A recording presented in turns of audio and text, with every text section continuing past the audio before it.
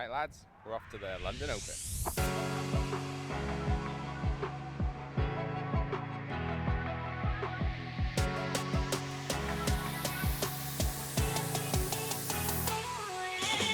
Alright, let's talk about lists. We've got 15 Flamers on the left here. Still very good in Tzeentch with the +1 to hit. Reroll 1s from Be'lakor. After that we've got 11 Screamers as more of a push threat. Really necessary in this army as it has no other melee components. And the 5-man really can get quite potent once you put full rerolls on it with Be'lakor.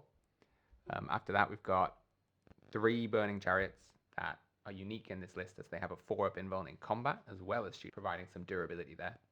And then the list is led by 7 characters. First we've got the 3 Exalted Flamers that are really there just to output some damage.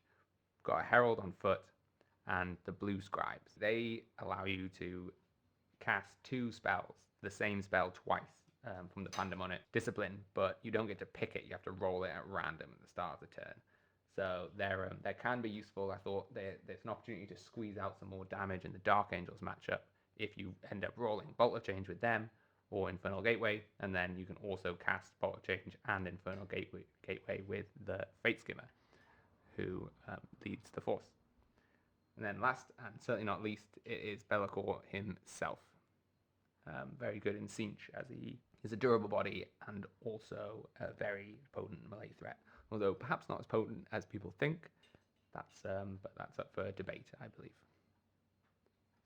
So my first matchup was into Danny Evison, and I knew from the start that this was going to be a tough game, even though Tzeentch quite like this matchup into the Iron Hands. And that's because Danny is a competent player with a bit of a reputation. I've heard his name around there. So this was going to be a tough one.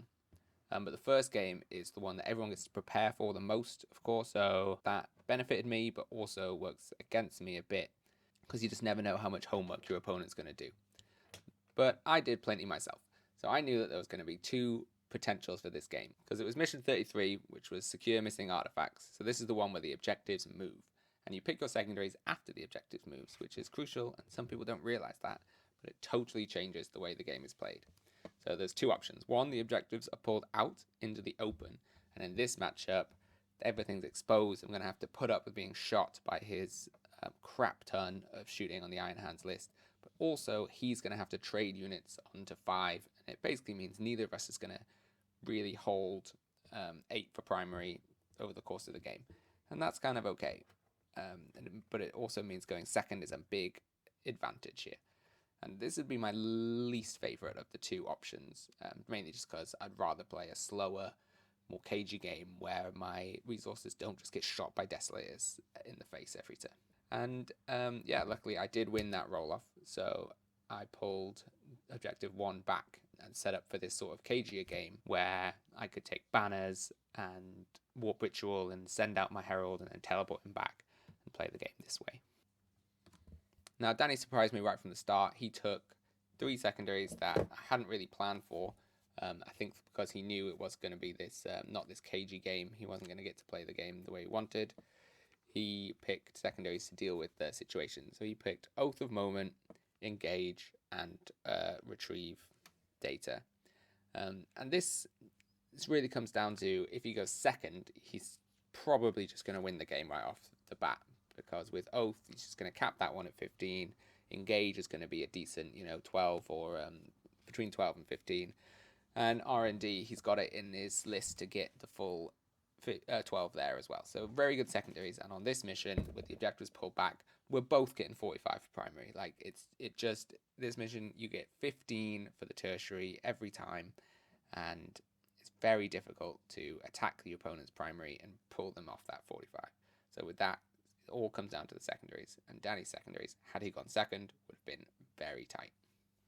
But sadly for Danny, I won the roll-off again. So that's 2 roll-offs that go my way, making this game a little bit easier, making Danny go first. So he gets his rod early with his scouts, gets a few shots onto my Burning Chariot with his Contemptor, and takes some shots at my Herald there, but not enough to threaten it really. He's just ensuring his R&D and getting himself into a decent position. Then he passes the turn. So I stick to my game plan really, which is just push the Screamers into the middle here, make him have to deal with it because they're really threatening. Even his Desolators at the top there, as well as all the characters or the Infiltrators down on 5. So he has to respond, and then just use the rest of my army to take out the Scouts and Landspeeder that they've sent my way, while also teleporting in and getting my Warp Ritual for the turn. Danny responds by pushing out over towards 1 with his Scouts. He's attacking my primary there very nicely. It's good. He has to attack my primary twice. He put me onto 4 twice in order to impact the final score, though, because obviously I'm going second, so I'll get the 12 points at the end, and that'll make up for getting 8 once. And if you get 8 4 times on this mission, you get 45 primary, thanks to the 15 tertiary. And just that, yeah, like I anticipated, he sent, or I wanted him to do, he sent his Vanguard veterans to take out some of those Screamers in the middle. Danny got a little bit unlucky here, only killing 1 unit, and then in response I was able to pile onto the point, and I was thinking I'd just do a little bit of damage to him, but actually my dice spiked up and his down, and I ended up killing the entire unit. So then from here I launched the Screamers out, attacking the Infiltrators, and bringing in the next wave really to hold that center objective, to keep the pressure on here. Because obviously I've been handed, the dice have handed me some advantages here with that unit of Vanguard vets dying. So in response, he brings on his Eradicators as well as his Devastators, and brings in, reloads the Vanguard vets there for the next turn, deals with my Screamers, and the Devastators manage to nail a 9-inch charge, which does they kill, I'm not sure if they kill 1 or 2 Flamers, I think, but really what they do is they attack my primary. And since I was able to pile onto the point last turn, this is still the first time that my primary's actually been influenced. And like I mentioned, having my primary attacked once is absolutely no concern of mine, because I will still get 45. So really I've been given quite a lot of advantage here, and I just make use of it. So it's time to push. It's time to... I've got a launch and attack here with my Flamers onto his Desolators after pushing everything up, and I can bring Be'lakor in just for a Hail Mary of the 9-inch charge into the Eradicators there. It doesn't really matter, or into the Landspeeders up there. It doesn't really matter if he makes it. What's important is that he's there in front of him demanding attention next turn. But as the dice were going my way this game, he actually does manage to make that 9-inch charge as well, taking out a Landspeeder and really just being right in Danny's lines. The Flamers were managed to do some serious damage to the Desolators as well, and the Fate Skimmer smited down a fair few of the Infiltrators, leaving maybe just 1 or 2 left. And really, like, this is just the checkmate position. Here, he pushes back a bit, clears out my Fate Skimmers, maybe those Flamers and stuff, but like the fight's on his side of the board. The Vanguard vets do a heroic thing where they charge to the middle and ended up tanking all of my army down there on 4 the next turn. But at this point, it just doesn't matter. So yeah, we both managed to cap primary at 45, and my secondaries were just a little bit better, with Warp Ritual getting the 12, Reality Rebels on 15, and Banners being 9. Whereas his Rod was 8, Oath was also only 8 or 7, and Engage was just 12. So yeah, I managed to get the small win there on secondary advantage. My second game was into Robby Sweeney, who is a player I've played a couple of times. I think I've beaten him both times we played, but there's no such thing as an easy game of Warhammer, so I wasn't so relaxed going in. And Iron Hands again, but this time with a few more Terminators there, as you can see, deploying on the front line. So a bit more of a melee punch, but no Desolators, the new kids on the block. So no indirect, so that gives me a little bit of breathing room there, and lets me play the game I want to play. Robby decided to put quite a lot of stuff in Deep Strike, with 2 Gladiators, 2 Devastators in a drop pod, and 1 unit of Eradicators, all in Deep Strike. So this is like, it's more than a quarter of his army off the board. And so this gave me quite an advantage when I rolled the first turn, and I decided that the best thing to do would just be to push really hard, try and take advantage of the fact that I've got way more points on the board for these first couple of turns, and I just didn't think he could kill Be'lakor, especially if I managed to do some tricks up there with the Contemptor and the Eradicators, maybe trap them in combat this turn, stop them shooting Be'lakor. So I do that. I teleport Be'lakor over, and in my head, I'm just going to make this 9-inch charge, which is, of course, ridiculous, seeing as, but after making it last turn, I really thought that I was invincible. So as a result, it got a bit sloppy. I didn't cast Fight Last on those Terminators, just assuming they'd be dead, which, of course, they weren't because I failed my charge, as I should. But the Screamers make their charge into the Infiltrators, using the movement there to pile into the Contemptor. And I was trying to go for the Eradicators, but I messed it up here and I got a little bit greedy because I put 2 Screamers attacking the Infiltrators instead of just 1, and so they didn't have the room to pile into the Eradicators. So suddenly, now, the maths is looking pretty dicey for Be'lakor. I think there was very little chance of the Devastators managing to pick up Be'lakor on their own, but with those Eradicators shooting as well, then I knew this next turn was going to be a bit of a clench turn. As predicted, as mentioned, yeah, he brought in the drop pod, the Devastators and the Eradicators all shot Be'lakor, and the Terminators cleaned up the Screamers there in the middle. After all the shooting was done, Be'lakor was left with 4 wounds, and the Terminators decided to charge in, finishing them off.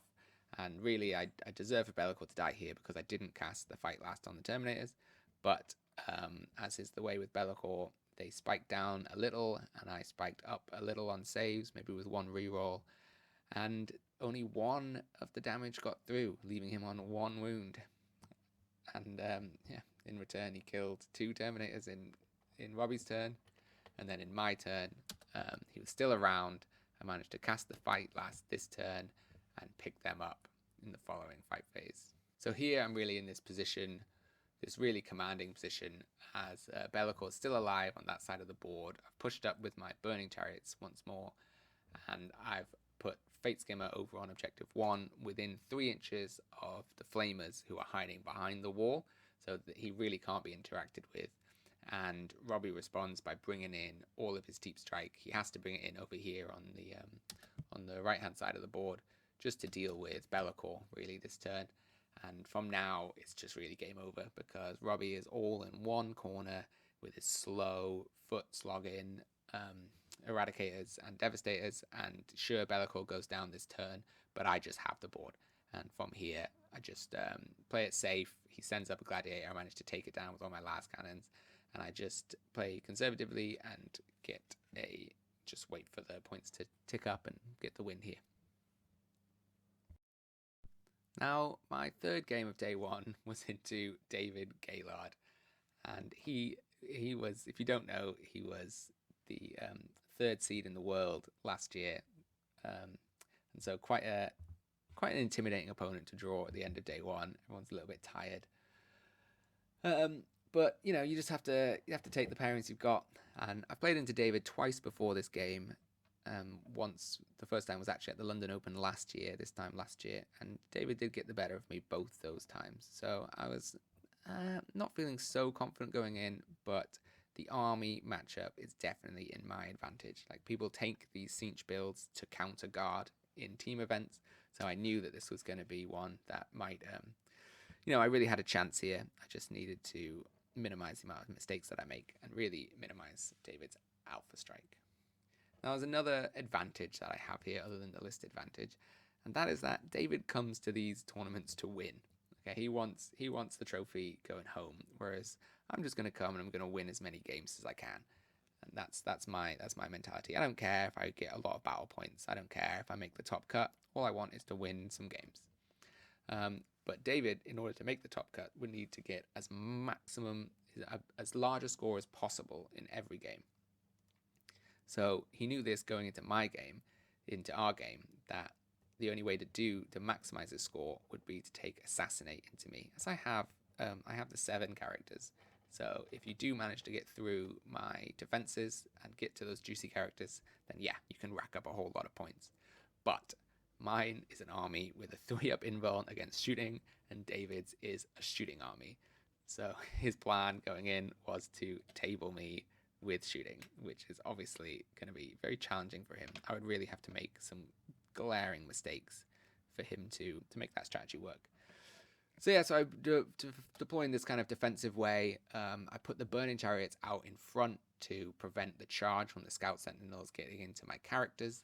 That's really my main objective here is, yeah, first line of defense, burning chariots, then screamers, then flamers, and then the characters last. So I just really want my characters to live this first initial alpha strike from David.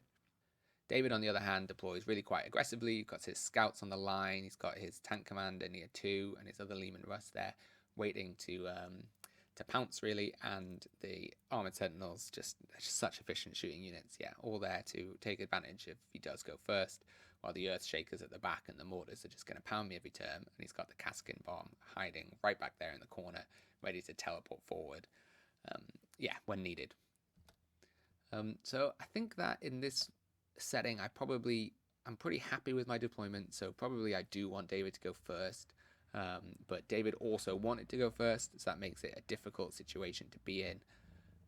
I don't know which would actually be better, but it doesn't matter. The decision is always made for you there, and David does manage to get the first turn, and he just presses everything forward as expected. You know, he's just going to try and crack this nut and over the course of the game leave me with nothing left and pick up his tasty 100 and go on and win the tournament.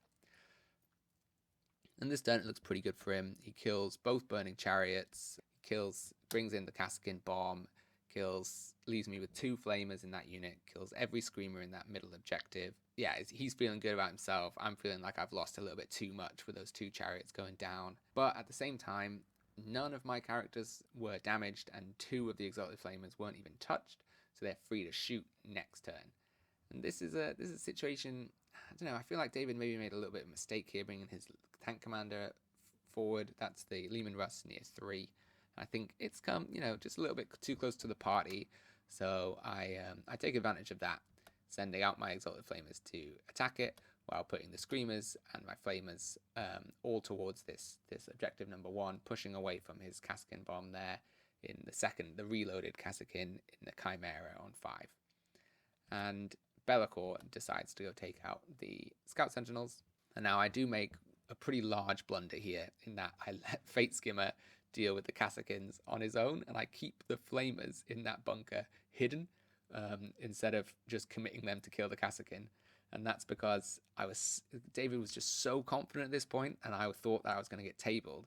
And so I wanted to at least preserve some resources for the following turn, when in fact that was ridiculous, because if all I had left on the board was this 1 unit of Flamers, then the game was done anyway.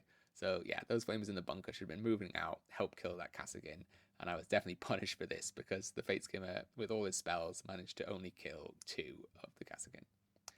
But I do manage to pick up the Leman Russ with all my las cannons. Math says I should do that, so that didn't spike against me at least, and Be'lakor manages to kill all 3 Scout Sentinels. Now here I also get a nice little wrap and trap off on the Chimera with the Screamers and the Flamers, and having them both chained back to protect my characters here from the shooting coming in the following turn. This ends up being really quite rewarding for me, because when the Chimera falls back with Desperate Breakout, David actually manages to roll the 1, and so the Chimera is destroyed on the fallback. So my units can be shot. I would have rather wrapped 2 units and then they couldn't be shot, but at least my play worked out, so it cost David 2 CP and his Chimera, just to enable him to shoot my army, which he then does. He brings the Kasagins that aren't dead forward, and he just gets to work. And 3 up invulns are swingy, and I do spike up a bit, and which keeps my characters alive, but they weren't really under threat this turn anyway. But he does manage to clear out my Screamers and clear out my Flamers up there, meaning that the characters next turn are going to be really quite exposed. So to protect them in my turn, I pull them all to the middle, and I bring my Flamers up from the bunker there to character protect them as another line of defense, and I bring the Fate Skimmer up to help with that as well. The Burning Chariot goes to take out those infantry up there, try and cut down on David's boots on the ground score, while Be'lakor does the same with his other infantry unit, charges in, kills the infantry, and tags the armored sentinel there. Meanwhile, the rest of my shooting does really not so much this turn. It spikes down a little bit. I only kill 1 armored sentinel with all my las cannons, but I am able to clear out all the infantry, which is really what I want to do. because that impacts David's score. So David pushes forward again. He's only got one game plan here. He has to get to my characters that are all very well protected from the flamers, and he's running out of output. So he just puts everything into that, even brings his finial command squad unit up to fight on objective 3 there. And he just starts shooting, and he does manage to take out all but one of the flamers there, and with the Kassakin, and he takes out my burning chariot on 1, keeping me to a 4, and manages to take out maybe one of the exalted flamers as well. But one of his armored sentinels dies to Overwatch to my fate skimmer, and the last one there doesn't manage to pick it up. So I just get to hit back again in my next turn, and I've got one choice here. Okay, so Be'lakor could go up towards the artillery there on 2, but he was never going to make a charge this turn, and that's because David cleverly put that armored sentinel blocking Be'lakor's move, so the charge was going to be like a 10 or maybe even an impossible charge. But I wasn't, so I could take that risk and then next turn really get into those artillery pieces and shut down everything on that objective with Be'lakor. But if I do that, then the tank commander down here the Leman Russ down here and the Chimera might be able to pick up my characters. I didn't want to take that risk. So instead, I opted to bring Be'lakor back to the middle, dig my characters out of combat with his command squad, and then just stand there as an immovable wall in front of the guard shooting for one last turn. So David takes a bit of a Hail Mary here. He charges in Leontis, picks up 1 or 2 characters, and the Leman Russ also charges in, trying to do some damage. But at this point, it's the writing's on the wall, and I managed to pick all that up in my turn, and then my last turn just do exactly what I need to do to make sure I get my 12. And I haven't quite maxed Bring It Down yet, so I send what characters are left up to try and pick out the Chimera, and they do manage. My Exalted Flamer manages to spike up, get 3 wounds through, do his 9 damage, and pick that up. I mean, it wasn't a 1-point game, so it didn't make that much difference, but it was nice to get that extra little spike right at the end. Yeah, so at the end of day 1, I managed to get 3-0 with a win into Danny Evison and a win into David Gaylard, which is already a very good achievement for the tournament. If you ask me, I'm pretty happy with myself at this point. Yes, then make the commute home, get ready for the next day, and I've drawn into Inari. And not just Inari wielded by Clement, he's a very good player. He's just joined Dice Down, so I knew this was going to be a tough one, and not only because the matchup can go either way, but also Eldar are just my kryptonite. I just cannot figure out that matchup. Basically all my losses with Daemons have come. I mean, there hasn't been that many of them at tournaments, but I've lost to Mike Porter at the LGT, and so I knew that I did struggle into Elves. So, and indeed the next day I do go on to lose that game. I haven't got the footage for it. Yeah, Clement plays very well. I felt like he was in control of the game basically the whole way. But I did blunder with the Incarn appearing in a place where I wasn't expecting it to, and in Clement's next turn, it just managed to run over a wall and pick up all my characters, and that was really the icing on the cake there. But even without that mistake, I think it was still Clement's game. It just might have been a little bit closer than it was. So I haven't done a real review of that one. I think that if I need to think about exactly what I've done wrong and learn from it, and then maybe I'll try and put something together later on. But yeah, that was my loss. And then my final game, I've lost to this point, so it's going to hopefully be another player who's taken a loss. So it's going to be maybe a little bit of an easier game. And indeed, I drew into Black Legion, which obviously not very strong right now, not top of the meta. And the game, there was not really. I felt I was pretty in control of that game basically all the way through. He sends forward, he's got his Black Rune on a unit of Chosen, so he sends them forward, and I just pick it apart with all of my damage 3 weapons. It's just a great profile for it, even with the -1 to wound. Yeah, so that was a nice last game to end on, nice and relaxed, and I managed to walk away with the 4-1. But after my loss in round 4, and as I don't really play for battle points, I haven't been trying to maximize my score. As I mentioned, I did drop to 20th in the tournament, which is, you know, a pretty respectable score. Pretty happy with that. Yeah. So we're back from the London Open, and here's the list that I took.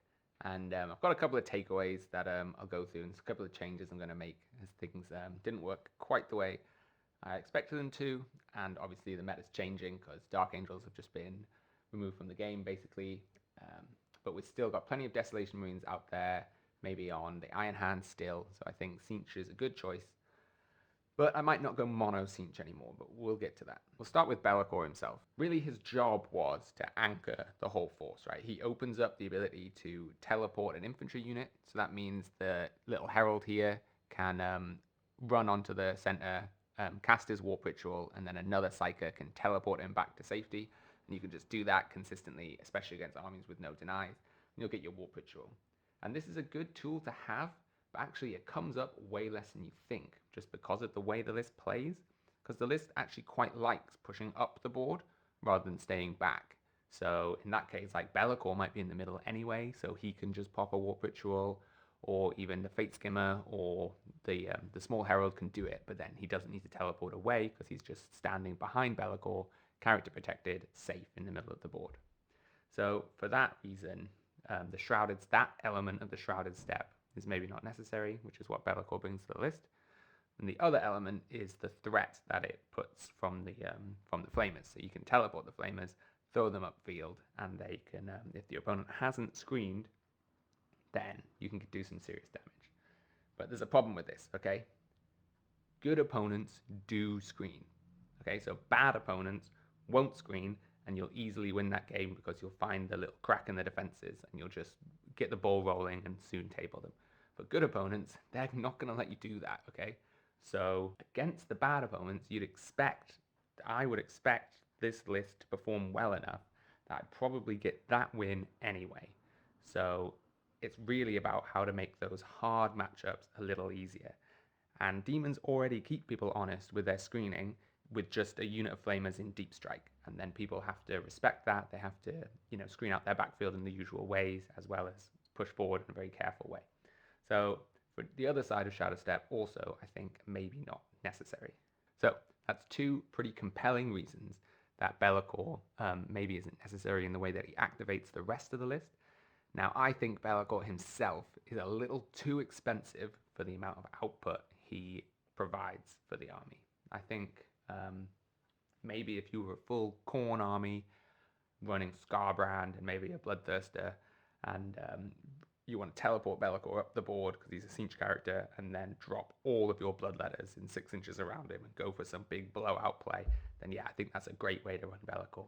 But with this list, I think that you're just paying a little too much for his melee output, when in fact it's not really necessary. There's other options in the demon list that can bring that melee output, and also do the other things Be'lakor does. So the other thing he does is anchor the middle and keep all my characters safe.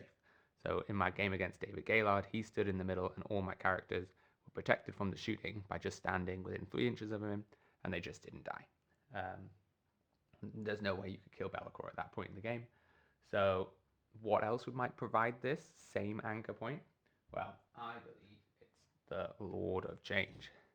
Now mine, as you can see, isn't really painted up yet, but I believe this is because you can make this guy as unkillable as Be'lakor, and then he becomes a great replacement for this more expensive option. And if you're taking the Lord of Change, then I think you get to make another couple of changes, okay? I think you get to take away the Fate Skimmer, because the Lord of Change is a caster, and you get to take away the Herald here, because you're no longer going to be teleporting him into the middle, so he's just another caster. And with Dark Angels gone, I'm actually going to take away the Blue Scribe as well.